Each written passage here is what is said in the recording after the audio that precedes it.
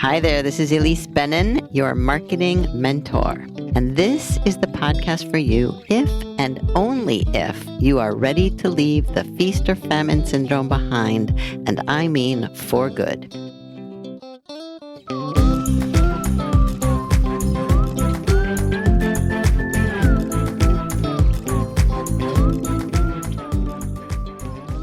Did you know that one of the most effective but underutilized marketing tools is the case study? That's my opinion, but it's also the opinion of my guest in this episode of the podcast. I spoke with Casey Hibbard of Compelling Cases about case studies for creative professionals. Don't you love all that alliteration? And do you think it's a coincidence that her name is Casey? Anyway, if you've been thinking of doing some case studies to promote your own creative services, and I think you should, this episode is for you. So listen and learn.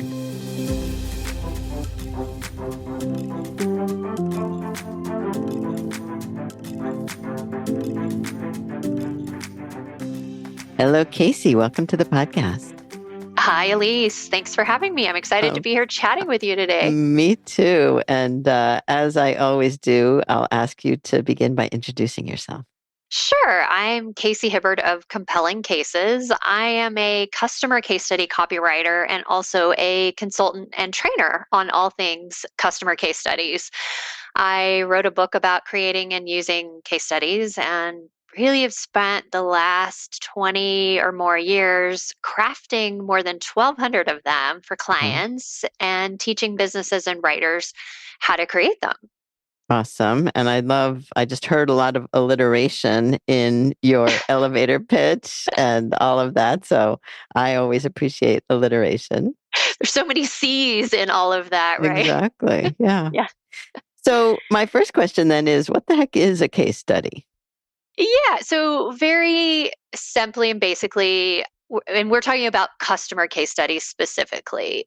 They are success stories showcasing a happy customer's experience with a product or service or vendor. And really, they go beyond a testimonial to truly show a customer's experience with a business and the results that they have experienced. And I have several clients, content writer type of clients who specialize in or love doing case studies for their clients. But I want to talk with you today about case studies for creatives. And because I think everyone can and should use some version of a case study as part of their promotional arsenal, if you will, or toolbox. And I have a feeling many people don't, or they know they should and kind of start, but don't usually get very far because it is a bit of work. So maybe you can talk a little bit about like how long should a case study be and what exactly is in a case study. And I like the way you framed it as it's like more than a testimonial. So maybe we start with a testimonial or someone who gave you a testimonial and say, how can we turn this into a case study? Yeah, I love that. And because you're a LinkedIn expert, it could be something where someone gives you a LinkedIn recommendation that's really powerful. And that's a jumping off point to say, hey, can we, expand on this, take this a little bit further and create a case study on it? Because as you said, it is a big differentiator, especially for creative professionals in a competitive space. If others are not doing them, it really stands out. And there's so many different ways you can use that content, even though, like you said, it is a little bit of a challenge or effort to get them. But once you've got that, you can really use the content in a lot of different ways. So in terms of length, then, is there an ideal length or do they have to be long? What are the pros and cons of the various lengths? Let's just start there. Yeah, I mean, in the industry, on average, they're typically a couple of pages when it's like if it's a design format, like a PDF format, a couple of pages, or maybe 500 to 1,000 words if you're just looking at it on a website. But really, I think what's more important than saying it should be 2 pages or 1 pages or page or whatever is more hitting the important points of a case study. You really, because if you're going beyond the testimonial, you need to cover certain areas of the story. So you want to do the story justice, still in a concise way.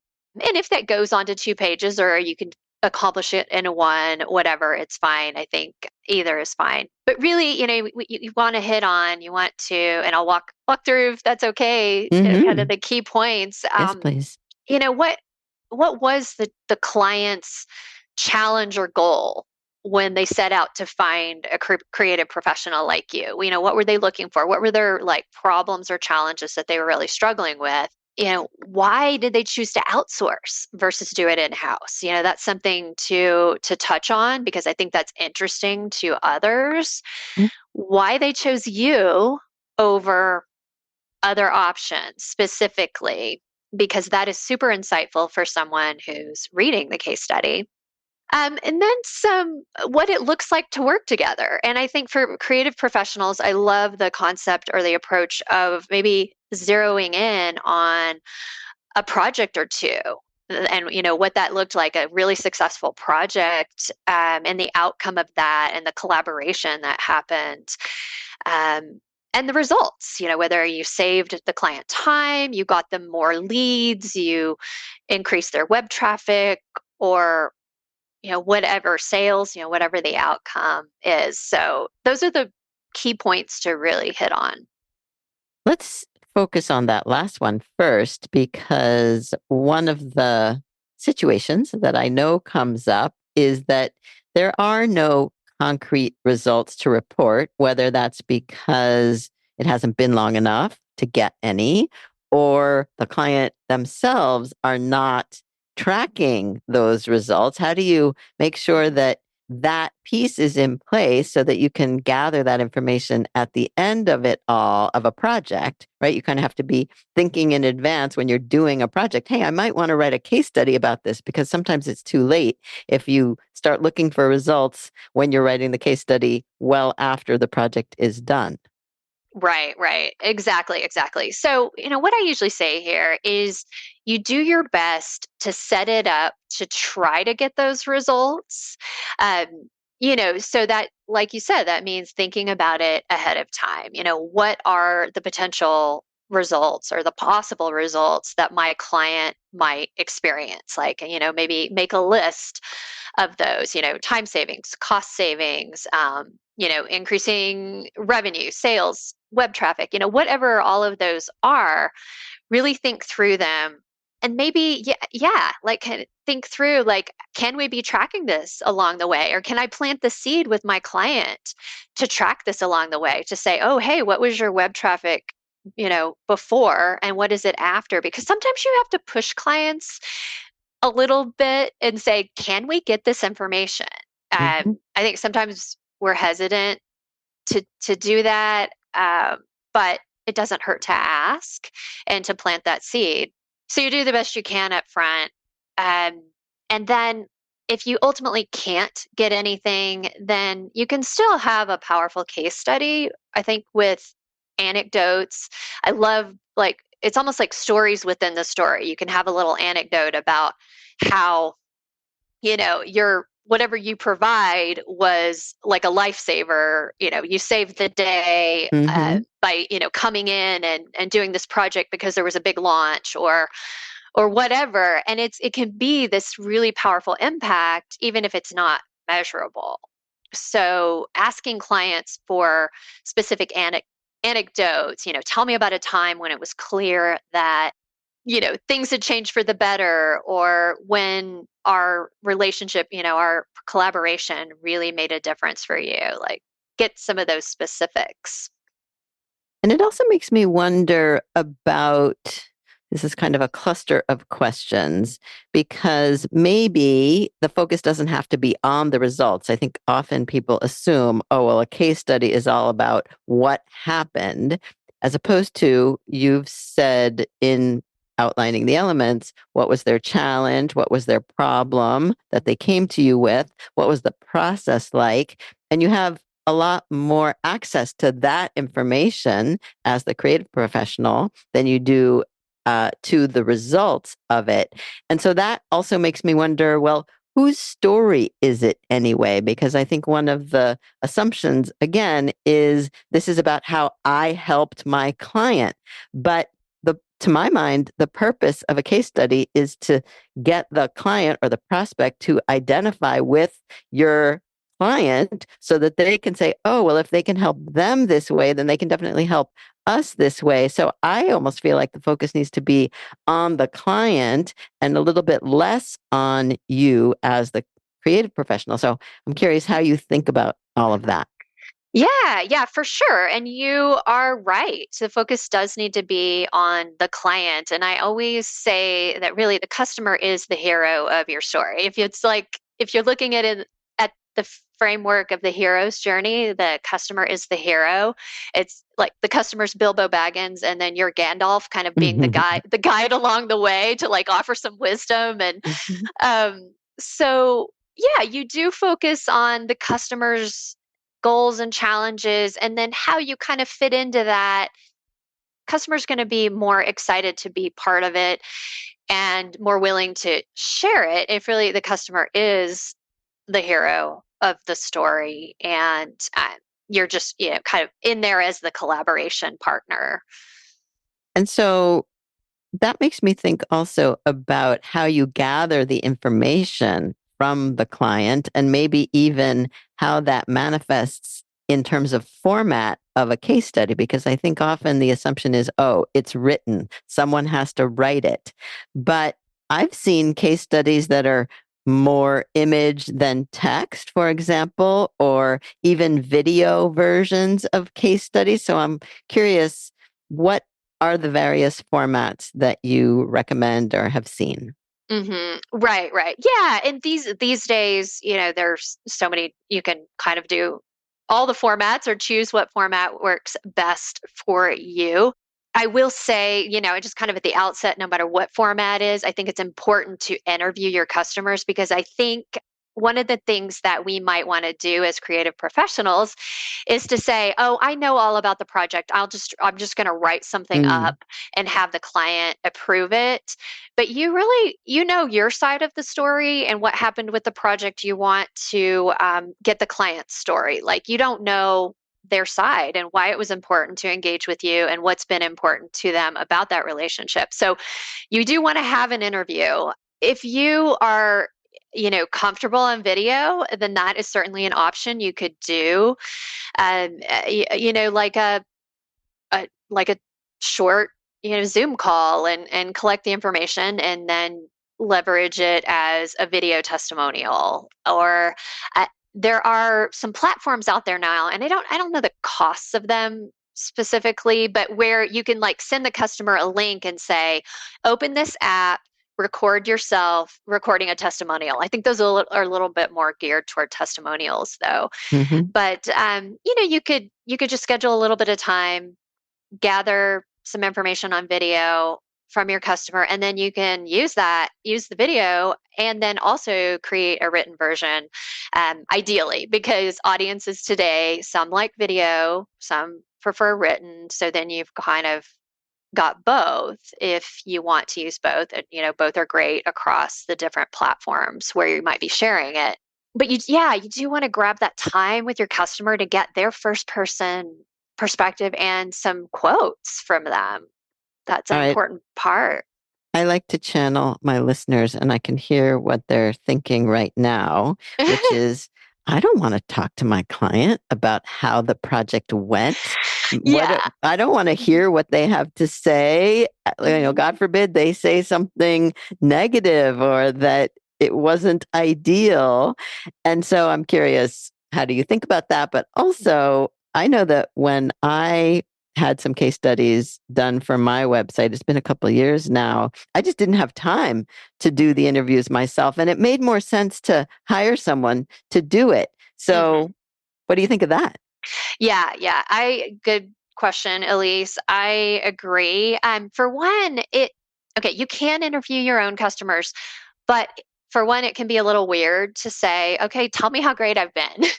Tell me how great Right. this, What did you has. love about our project? Yeah, so that can be a little bit weird. What I often tell copywriters who are trying to do this is like trade with each other. Like, copywriter A interview the other copywriter's customers, and you kind of like interview each other's customers, and then you just share the transcripts.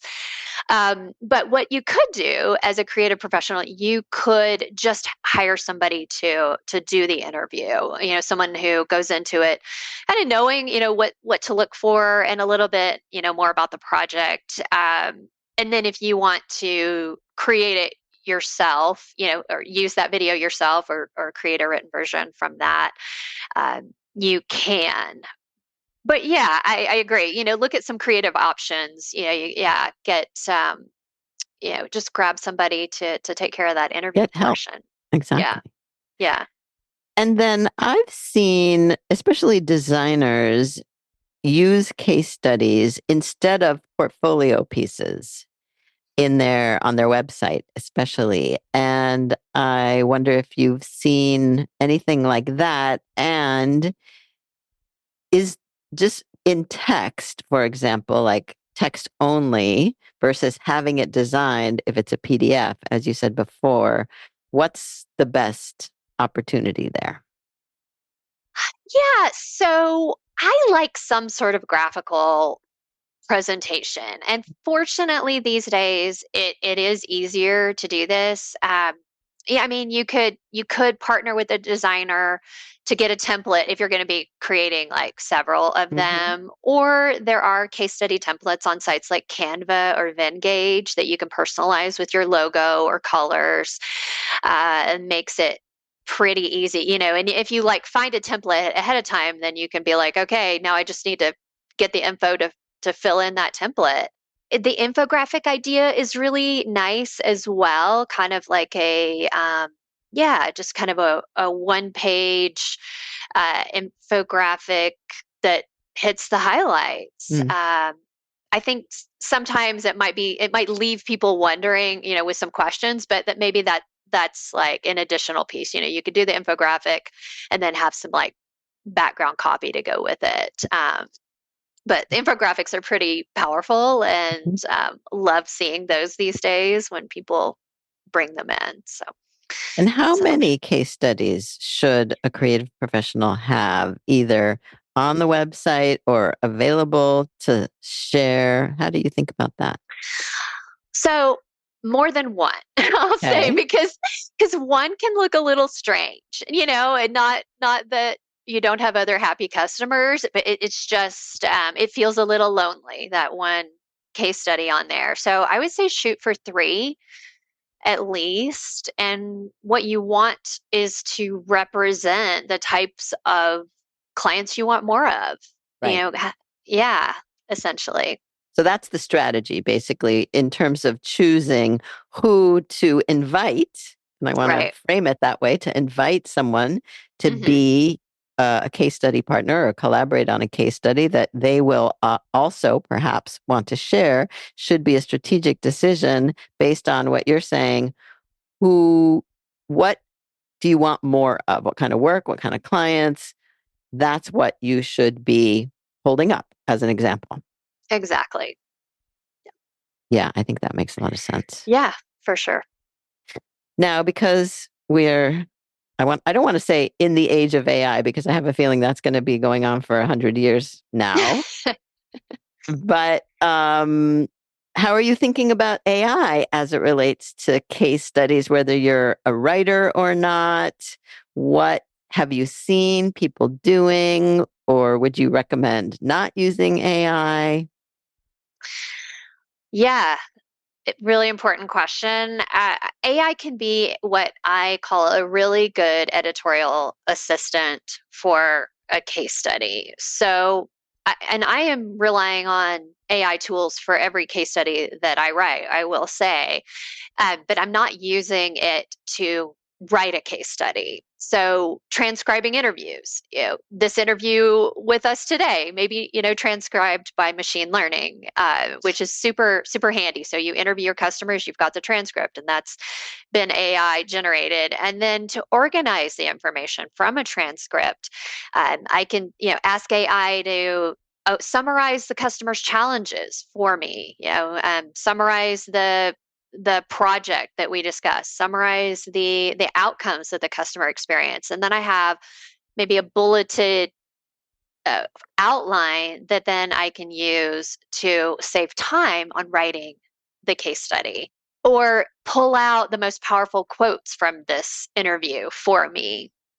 So, but sometimes you have to tell them not to edit the quotes, Hmm. uh, like because I kind of want to see the quotes in raw format first, to just then I can decide, okay, would you clean it up for me or whatever. But sometimes AI like edits it or changes it when I don't want them to, like they're Interesting. overstepping a little bit. So you have to be really clear with them.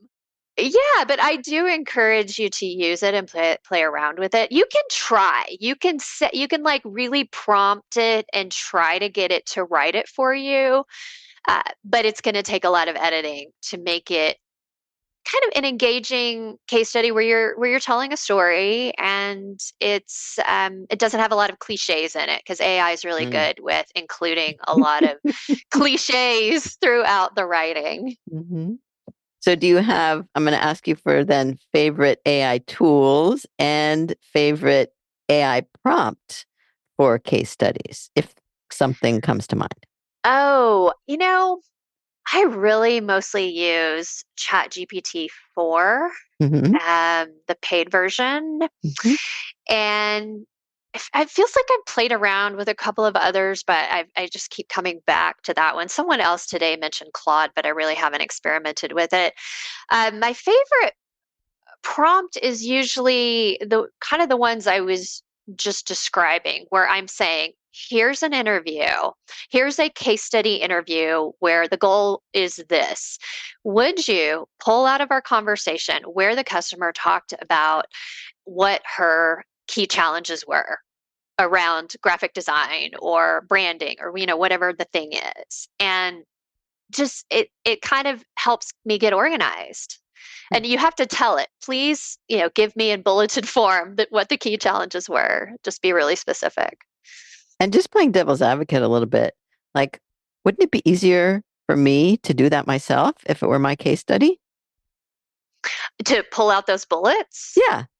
Like, can't you just look at the transcript and say, oh, here's one, here's one, here's one? Yeah, yes. So it just, yeah, possibly, I mean, kind of the longer the interview is, and sometimes Hmm. the harder it is. Sometimes I'm doing like hour-long case study interviews, and it's like, wow, it's a lot of information. Mm-hmm. Summarize it for me. But like I am, as a writer, I'm a very, like, I love to get what I call a crappy first draft. Hmm. So if I can just get it to like give me the highlights of each part of the story, then I can create a crappy first draft Hmm. like that because I've got a sense of progress if I've done that, and then go back and look at the transcript and kind of get the details and refine it.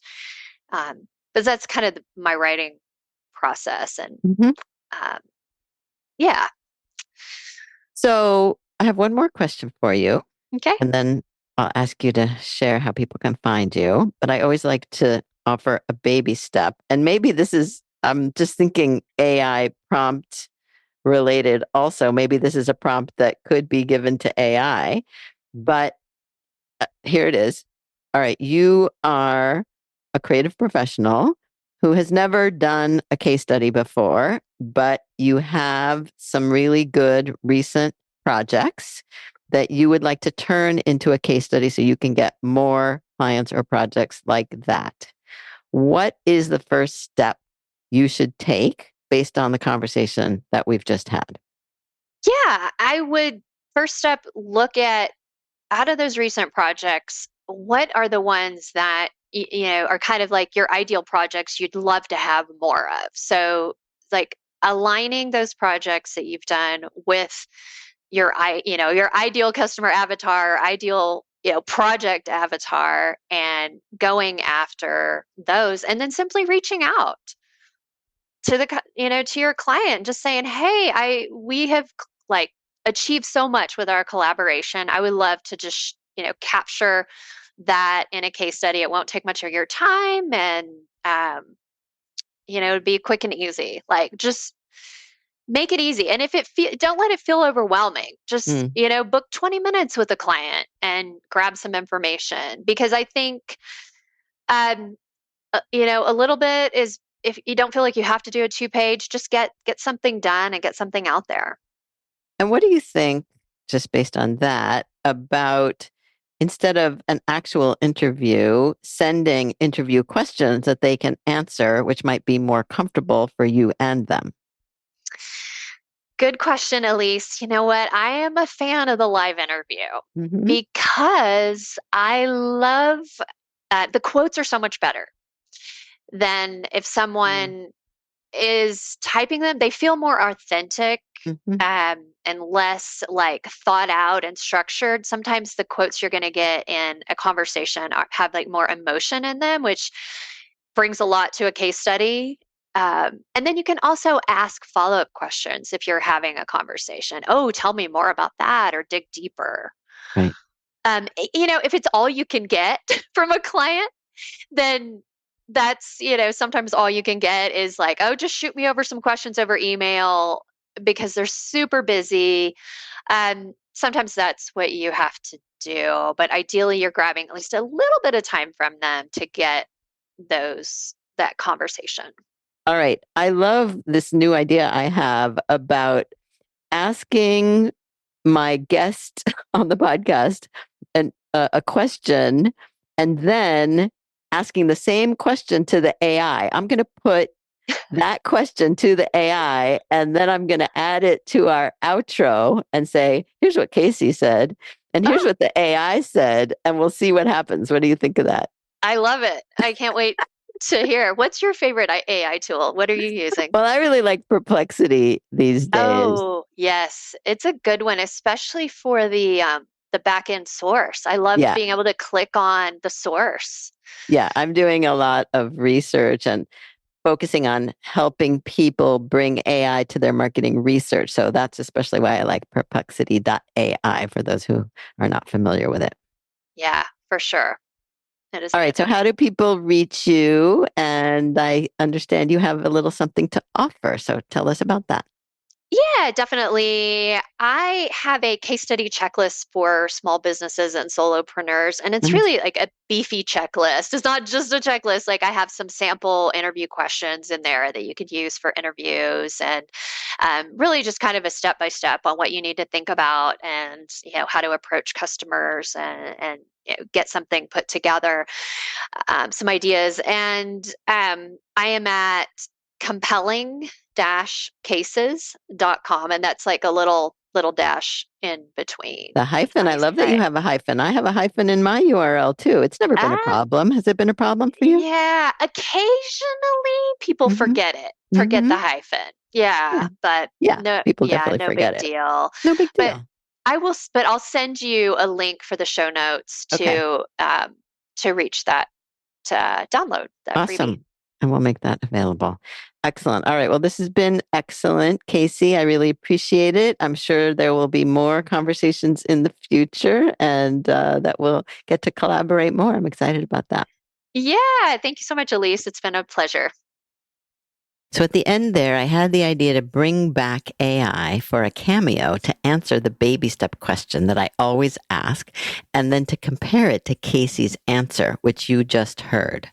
So the question was, and it's always a good idea to tell the AI who they are before answering. I said, you are a creative professional who has never done a case study before, but you have some really good recent projects that you would like to turn into a case study so you can get more clients or projects like that one. What is the first step you should take based on the conversation that we've just had? So you just heard Casey's answer. And when I asked ChatGPT, here's what he, she, it said.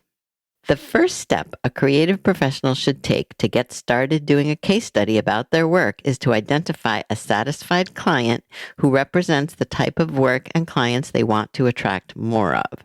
This client should ideally have experienced significant benefits or results from the creative professional services. So that's very similar to what Casey said, whatever that means. And actually, the AI went on to give me a few more steps, but I don't want to overwhelm anyone. That's why I only ask for one baby step. And I do find that AI often gives me way too much information. It could be my fault. Maybe I need to remember to ask it to be more concise. We're all just figuring this out anyway, right? Anyway, if you want to build a thriving business on your own terms, the first step, the first baby step, is actually to sign up for my quick tips at marketing-mentortips.com.